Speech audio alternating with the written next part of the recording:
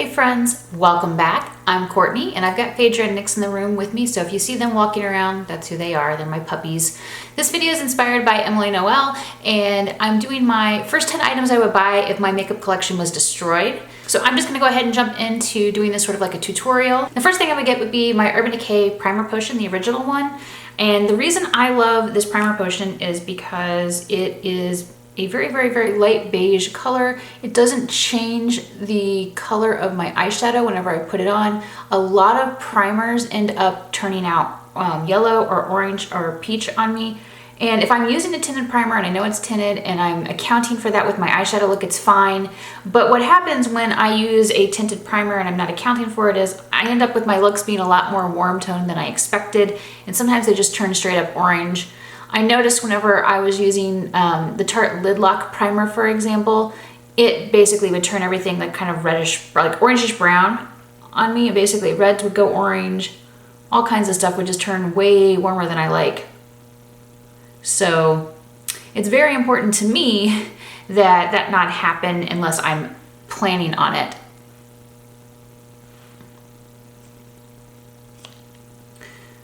So with oily headed lids, using a primer is a must, and the Urban Decay primer potion works wonderfully well for me. I typically set this with Milani's Prep Set Go setting powder, but today I'm actually going to set it with the eyeshadow that I use. So that's my item number one. Item number two is the Elizabeth Mott Queen of the Fill Brow Gel in black. The reason why is that it's very rare to find a true black brow product. So many brow products lean brown, and I personally find that brown, like brow products, turn orange on my skin tone, which I hate. So I prefer cool toned brow products or black brow products because I feel like it matches my hair better. My brows, I get them tinted like once every, I don't know, 4 to 6 weeks, and I get them shaped because on their own, they're more of like a medium mousy brown that just kind of fades into my skin, and they don't really give me any definition, so that's why I get them tinted. And while I typically use a brow pencil too, I really like that this is so pigmented that I can use it on its own if I want a more natural looking brow. After I apply it, what I do is take a little spoolie and just brush through it to make it look a little more natural and fill out my brows, and then I'll go clean everything up with a Q-tip.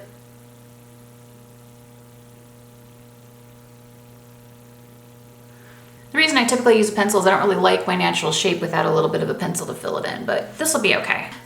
So number 3 on my list is the Urban Decay Naked Ultimate Basics palette. That's because this is my go-to neutrals palette. Now typically I use this palette with bright colors, so I'm gonna actually just try to stick to the colors in the palette today as opposed to using anything else, since we're trying to pretend like these are the first 10 items I would buy. And I'm gonna use the color Nudie right here as my base shade. And basically, I use a big brush like the Delium Tool 787 and swirl it on top of the eyeshadow primer just to make sure that it's set and there's no wet spots.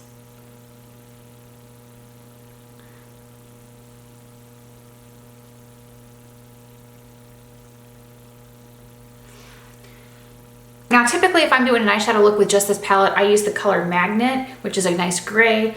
But I'm going to try to break out of my rut today and experiment with some other colors in the palette because I'm sure you guys are bored of seeing me do gray eyeshadow looks all the time. I'm going to mix, I guess, Pre-Game with a little bit of Faith and maybe a little bit of Extra Bitter. Yeah, we get like a nice peachy brown.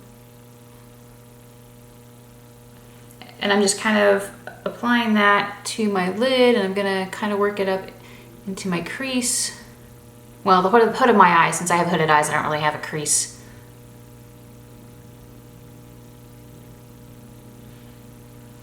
Or rather, I have a crease, but it's hidden by skin. It's folded over.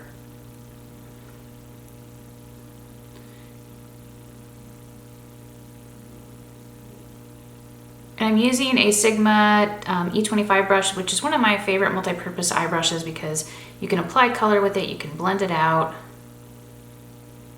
and it just makes things look so nice. Now the trick with hooded eyes is to make sure that you get the color up high enough that when you're looking like directly forward, the color is visible when your eyes are open, because a lot of times the hood just eats that color. So still mixing those 3 shades together, and I'm going to apply the color to my lower lid.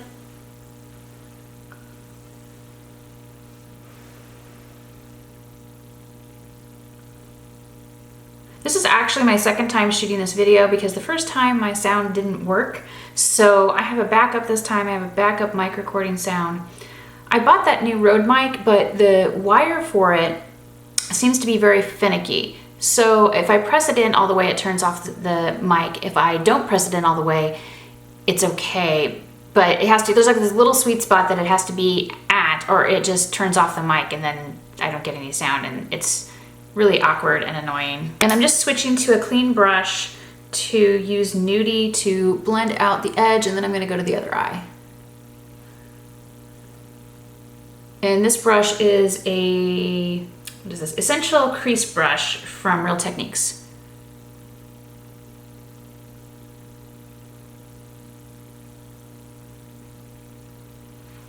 All right, I'm gonna use the color Lethal and maybe a little bit of Blackjack, but definitely Lethal, to kind of like put this here in my crease, like in the socket of my eye, and just kind of work it back and forth.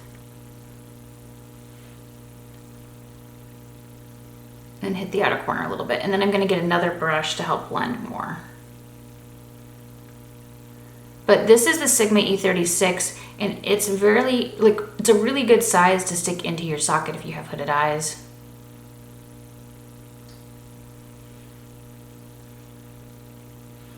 And then I'm gonna go back to my Sigma E25 and just blend more.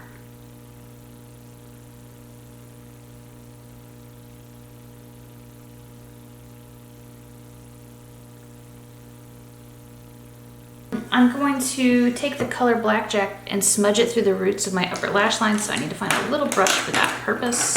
This is a Sigma E21, and really all I'm doing is smudging the black at my upper lash line as liner.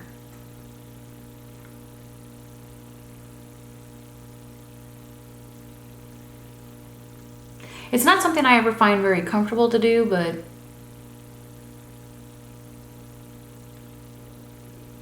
and I'm kind of doing it through the bottom of their lashes too.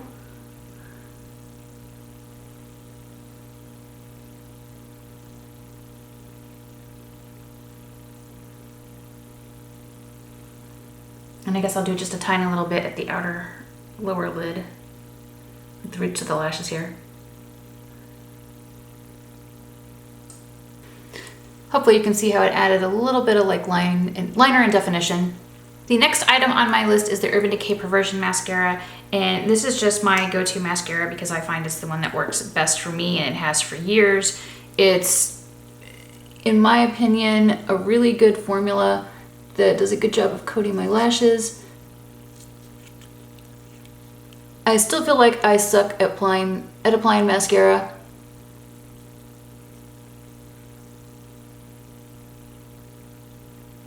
So I really need a mascara and a wand that's gonna do most of the work for me. And part of it's that my hooded eyes at the outer corner, the hoods will actually like press down on my lash line. So it kind of, I don't know, I feel like it distorts my lashes. They don't look as nice unless I have lash extensions. After my mascara dried, I popped off the little inner corner part where it had gone in on my inner corner, but I am going to take, I guess, Nudie and Blow mixed together to add like a matte highlight at that inner V. I'm going to take a big Sigma E35 brush and just softly blend all over.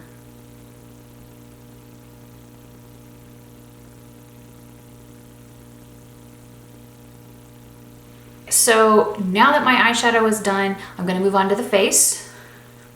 And I'm sure it will come as no surprise that the next 2 items are on my list. One is the Hourglass Veil Mineral Primer, and one is the Idun Minerals Nordic Veil Foundation in the shade Jorunn. So I guess let me tell you about the primer first. The reason that the primer is on my list as one of those must-have items is that it works so well for my sensitive, dry skin with rosacea. It blurs imperfections. I think it kind of, I feel like it doesn't emphasize fine lines, and it makes you look glowy. So it works really, really well. And so I mix it together with the foundation, which this foundation is awesome because it's a perfect match for my skin tone. I don't have to add white to it. It's long wearing. It's just a really good product. And it's more medium full coverage, which I am a light medium coverage person, but that works out okay because I mix it about 50-50 with the Hourglass Veil Mineral Primer, which gives me more glow, makes it more long wearing. And then if I need to use it more full coverage, I can. Basically, if you want the Nordic Veil Foundation to be full coverage, what you do is you apply it with a brush. I apply it with a beauty blender because I want it to be more sheer.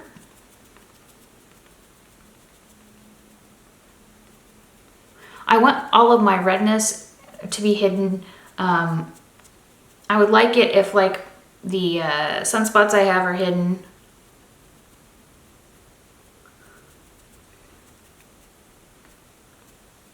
It doesn't emphasize dryness around my face. The only thing is where I have the seborrheic dermatitis, because I don't have perfect skin.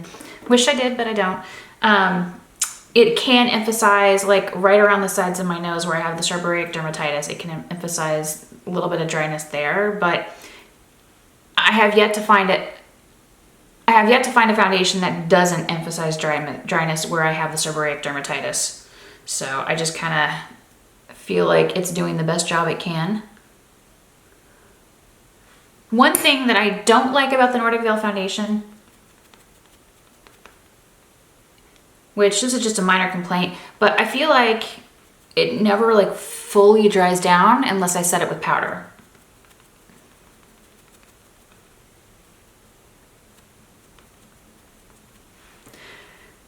Which brings me to the next item on my list, which is the Laura Geller Balance-n-Brighten powder in the shade Porcelain. I'm working on panning this. I've got like a little bit left.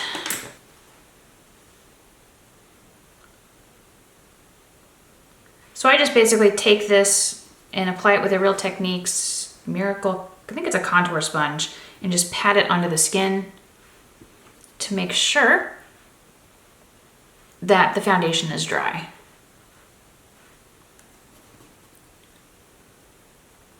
And as you can see, like I still have a little bit of pink coming through my cheeks from my redness, from my rosacea.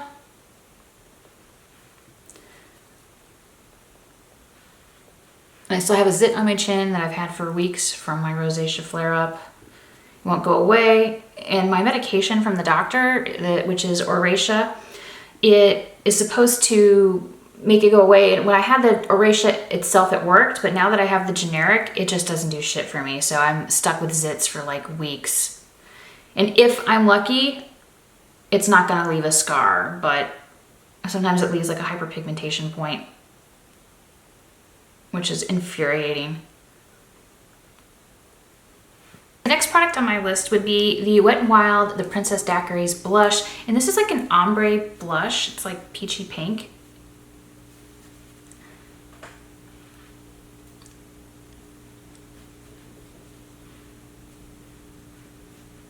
I love the color on my skin tone. I think it's a beautiful blush for pale skin.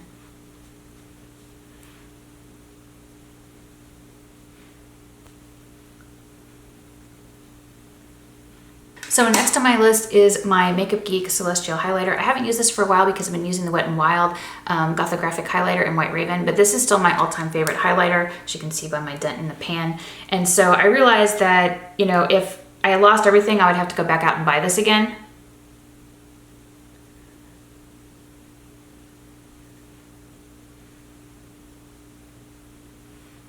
So normally at this point I would spritz my face with the Pixie Makeup Fixie Mist, but that's not the last item on my list. The last item on my list is an Urban Decay Vice Lipstick in the shade Cloud 9. And I'm gonna show you how I like to apply this if I don't want to have it be really, really strong. So basically I'll kind of put it on and then take my finger.